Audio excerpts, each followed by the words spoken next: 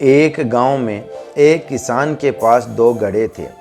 किसान दोनों घड़ों को लेकर रोज सुबह नदी से पानी लेने जाया करता था।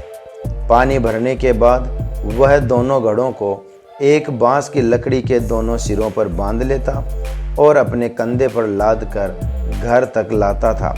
रोज सुबह उसकी यही दिनचर्या थी।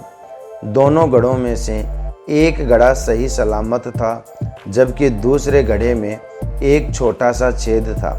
इसलिए जब भी किसान नदी से पानी भरकर घर तक पहुंचता, एक घड़ा पानी से लबालब भरा रहता और दूसरे घड़े से पानी निकलने के कारण घड़ा आधा खाली हो जाता था। सही सलामत घड़े को खुद पर बड़ा घमंड था कि वह किसान के घर तक पूरा पानी पहुंचाता है, जबकि दूसरी तरफ छेद वाला घड़ा खुद को नीचा समझता था और हमेशा शर्मिंदा रहता कि वह किसी काम का नहीं है। उसे ग्लानि महसूस होती कि उसके कारण किसान की पूरी मेहनत बेकार चली जाती है। एक दिन उस छेद वाले घड़े से नहीं रहा गया और उसने किसान से क्षमा मांगते हुए कहा, मालिक, मैं खुद पर बहुत शर्मिंदा हूँ।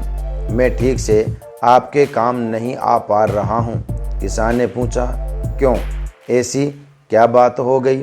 घड़े ने बताया, मालिक, शायद आप इस बात से अनजान है कि मैं एक जगह से फूटा हुआ हूँ और नदी से घर तक पहुँचते पहुँचते मेरा आधा पानी निकल जाता है।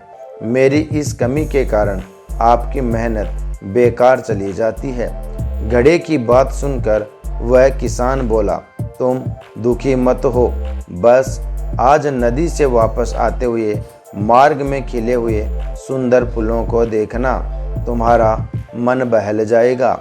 छेद वाला घड़ा रास्ते में सुंदर फूलों को देखता हुआ आया।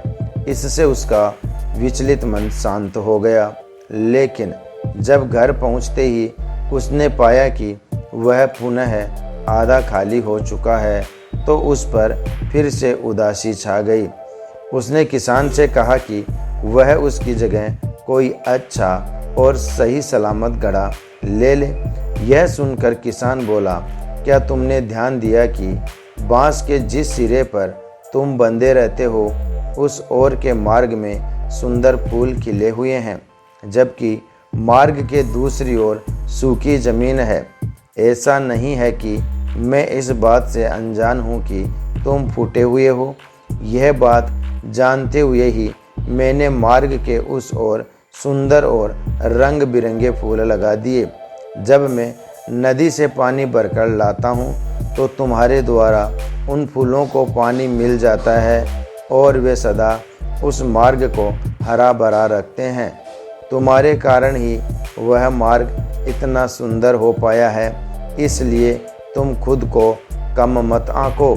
दोस्तों, इस कहानी से हमें यह सीख मिलती है कि कोई भी ऊंचा या नीचा नहीं होता। इस दुनिया में हर इंसान को एक रोल मिला हुआ है, जिसे हर कोई बखूबी निभा रहा है।